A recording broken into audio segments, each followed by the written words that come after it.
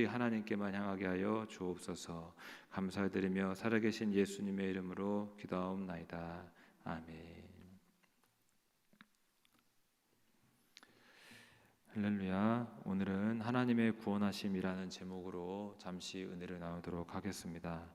오늘은 학개서의 마지막 설교인데 함께 읽은 본문 20절부터 마지막 절 23절까지의 말씀으로서 하나님께서 유대 총독 스룹바벨에게 하신 약속의 말씀이 담겨 있습니다.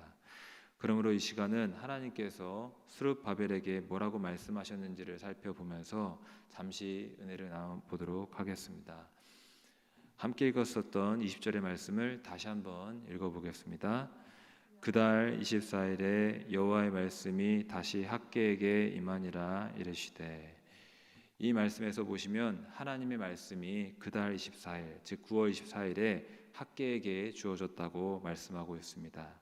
이날 하나님께서는 학개를 통해 무슨 말씀을 주셨을까요? 그것은 21절을 또 보시면은 너는 유다 총독 스룹바벨에게 말하여 이르라 라고 한 기록을 보면 알 수 있듯 당시 유대의 총독이었던 스룹바벨에게 전하신 말씀이 있으셨기 때문입니다.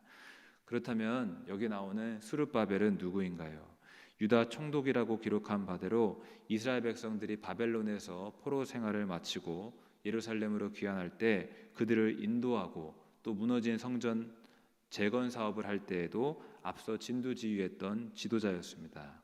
그러므로 이스라엘 백성들은 스룹바벨을 지도자로 삼고 잘 따랐던 것입니다. 그리고 마침내 스룹바벨과 함께 성전 재건 사업을 끝까지 완수하여 4년에 걸쳐 성전이 완공되게 됩니다. 그리고 이스라엘 백성들은 무너진 성전이 다 지어졌을 때 그 성전을 가리켜 스룹바벨 성전이라고 부릅니다. 마치 솔로몬의 지휘 아래 첫 성전이 완공되었을 때 솔로몬 성전이라고 불렀듯이 스룹바벨과 함께 무너졌던 성전을 다시 재건했기 때문에 스룹바벨 성전이라고 부르는 것입니다. 이처럼 하나님은 그분의 성전을 재건하기 위해서 유다 총독 스룹바벨을 사용하셨습니다.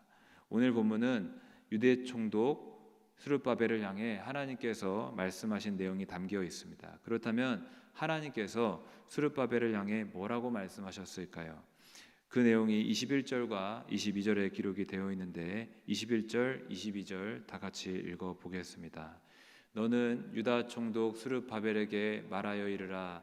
내가 하늘과 땅을 진동시킬 것이요 여러 왕국들의 보좌를 엎을 것이요 여러 나라의 세력을 멸할 것이요 그 병거들과 그 탄자를 엎드러뜨리리니 말과 그 탄자가 각각 그의 동료의 칼에 엎드러지리라. 아멘. 이 말씀들을 보면 하나님께서 하늘과 땅을 뒤흔들어 놓을 것이라 말씀하셨습니다. 또 여러 왕국들의 보좌를 엎드러뜨리고 이방의 모든 나라들을 심판하시겠다라는 말씀이 방금 읽은 22절에 기록이 되어 있습니다. 여기서 여러 왕국과 여러 나라는 하나님의 백성 이스라엘을 억압하고 괴롭히는 여러 나라들을 가리키는데 하나님은 그 모든 나라들을 심판하심으로써 결국 자기 백성 이스라엘을 구하고 회복시키겠다는 약속을 하고 계신 것입니다.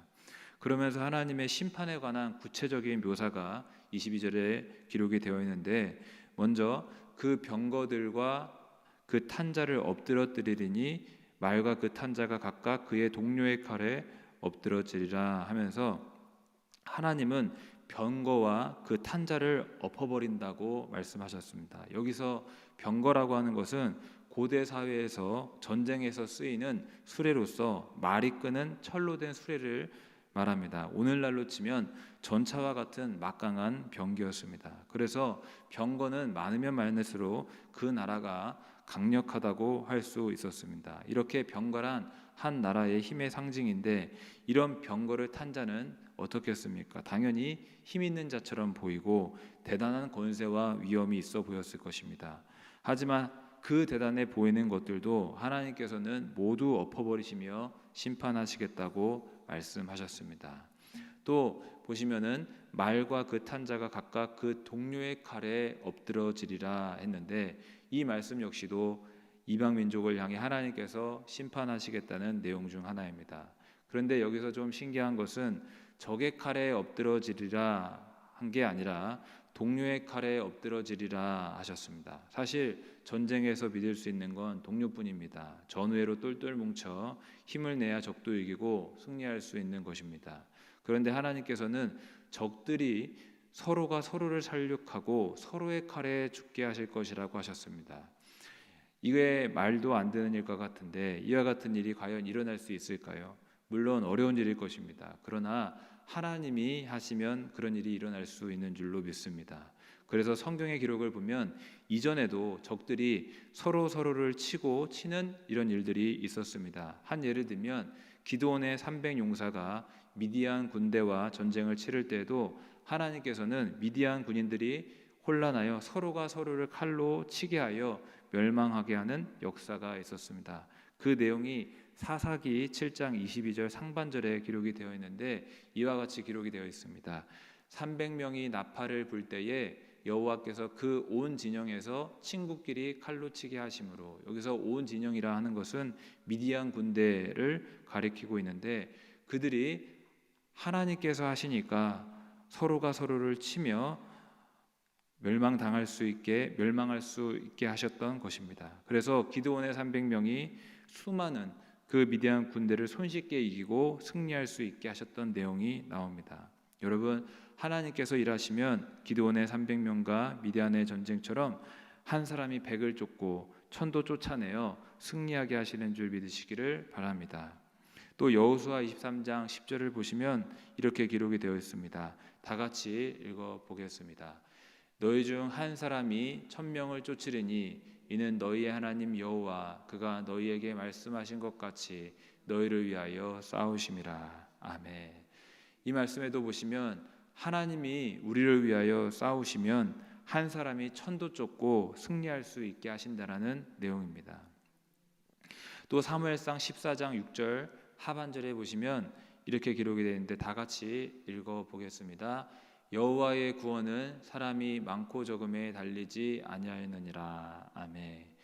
여러분, 이 말씀에도 기록된 바와 같이 우리의 전쟁은 하나님이 함께 하시면 사람이 많고 적음이 전혀 문제가 되지 않는다라는 것입니다. 여러분, 영일의 모든 성도님들께서는 하나님의 구원의 역사는 사람의 능력을 뛰어넘는 것임을 기억하시고 오직 하나님만 의지하며 나아가시기를 바랍니다. 그리할 때 우리의 힘과 능으로 할 수 없는 것들을 이겨나갈 줄로 믿습니다. 다시 학개서의 말씀으로 돌아와서 하나님은 왜 스룹바벨에게 여러 나라와 왕국들을 심판할 것이라 말씀하셨는가? 그 이유는 자기 백성들에게 희망을 주기 위함이었습니다. 사실 이스라엘 백성들은 성전 재건을 하면서 나름 개인의 삶에 대한 희망을 품었을 것입니다. 성전을 황폐하게 두었을 그 과거에는 하나님께 돌아가지 않았기 때문에 삶이 궁핍하고 슬픔과 고통이 많았음을 깨닫고, 이제는 우리가 성전을 재건하며 하나님께 돌아왔기 때문에 창고에 곡식도 많아지고 농사도 잘 되고 풍성한 수확도 누릴 수 있게 되리라는 그런 개인적인 기대를 하고 있었습니다. 하나님 약속이 이루어질 것이라는 희망을 품었습니다. 그러나 여전히 불안한 것은 자기 민족의 흥망성쇠에 대해서는 장담할 수 없었습니다. 여전히 주변에 강대국들이 둘러싸여 있었고, 따라서 이스라엘의 구원과 회복이 이루어질 수 있을 것이라는 기대는 할 수 없어 염려와 근심이 많았던 것입니다. 그런데 하나님께서는 위와 같이 자기 백성에게 여러 나라의 왕국들에 대한 심판을 말씀하심으로써 전쟁이 종식되고 이스라엘이 열방의 압제에서 벗어나 회복될 것을 말씀하시며 그들에게 희망을 주셨던 것입니다. 여러분, 이처럼 우리 하나님께서는 자기 백성을 구원하시는 구원의 하나님인 것을 믿으시기를 주의 이름으로 축복합니다. 하나님은 구원의 하나님이십니다. 하나님께서는 이스라엘 백성을 구원하신 것처럼 또 온 인류를 구하시기 위해 이 땅에 그 아들 예수님까지도 보내주셨습니다. 다 아시는 말씀일 텐데 마태복음 1장 21절의 말씀 다 같이 한번 더 읽어보겠습니다. 아들을 낳으리니 이름을 예수라 하라. 이는 그가 자기 백성을 그들의 죄에서 구원할 자이심이라 아니라. 아멘. 이 말씀에서도 보시면 구원의 하나님께서는 자기 백성을 그들의 죄에서 구원할 구원자로서 그 아들 예수님을 보내셨다라고 하고 있습니다. 그리고 십자가 달려 우리를 위하여 살짓고 피 흘리게 하셨습니다. 여러분, 하나님은 구원의 하나님인 것을 믿으시기를 바랍니다.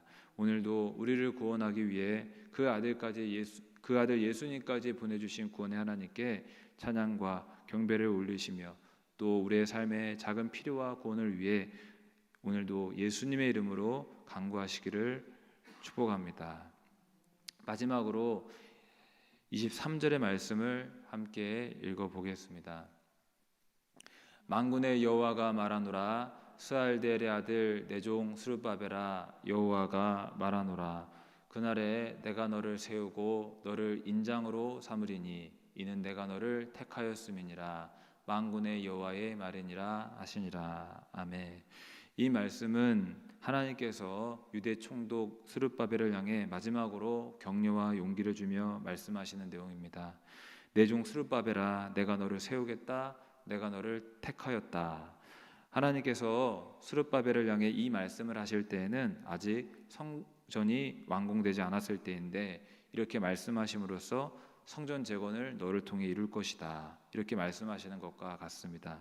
또 보시면 너를 인장으로 삼으리니 라고 기록이 되어 있는데 이 말씀은 너희에게 큰 권위를 주겠다라는 말씀입니다. 23절의 말씀, 방금 읽었었던 너를 인장으로 삼으리니라는 말씀을 현대인의 성경으로 보니까 내가 너를 인장 반지처럼 사용하겠다라고 기록이 되어 있습니다.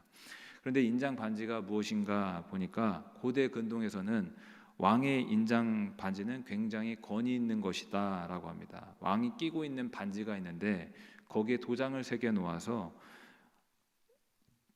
사용하던 것이 인장 반지입니다. 그리고 왕이 인장 반지로 도장을 찍으면 왕조차도 도장을 찍은 내용에 대해서는 어길 수 없었다라고 합니다. 그러니까 왕의 인장 반지는 굉장한 권위를 갖고 있는 것입니다. 그런데 하나님께서 스룹바벨을 향해 나의 인장으로 삼겠다 하였으니 스룹바벨에는 엄청난 큰 권위를 주고 이스라엘 백성을 위해 너를 사용하겠다라는 말씀인 줄로 믿습니다.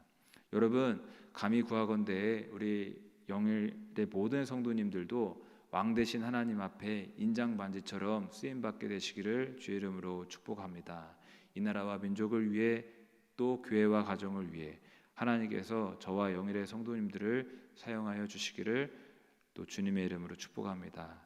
말씀을 정리하면서 하나님은 구원의 하나님이란 사실을 다시 한번 깨닫습니다. 하나님은 자기 백성을 위해 스룹바벨을 택하시고 억압하는 열방의 세력을 심판하신다고 말씀하셨습니다. 그리고 그 하나님의 구원하심은 사람이 측량하고 계산할 수 없을 만큼 뛰어나고 능력 있고 깊고 넓고 놀라운 것이었습니다. 여러분, 하나님은 구원의 하나님인 것을 믿으시기를 바랍니다. 또 무엇보다 우리를 구하시기 위해 그 아들 예수님까지 보내주셨다라는 걸 기억하시고 예수님을 보내주실 정도로 우리를 사랑하시는 분임을 다시 한번 바라보며 오늘도 구원의 주님께 간구하며 나아가시기를 주의 이름으로 축복합니다. 기도하시겠습니다. 살아계시고 거룩하신 하나님, 이 시간 주님 앞에 찬양과 영광과 감사를 올려드립니다. 우리를 구하시기 위하여 그 아들 예수님을 보내주시고 또 구원의 역사를 날마다 경험하게 하시니 감사합니다. 우리가 고난의 때에도 기도하면 주님께서 환난 날에 나를 부르라 내가 너를 건지리니 네가 나를 영화롭게 하리로다 말씀대로 구원의 역사를 베풀어 주실 줄로 믿습니다. 오늘도 하나님 앞에 간구 속에 구원을 경험하게 하여 주옵소서. 감사드리며 살아계신 예수님의 이름으로 기도하옵나이다. 아멘.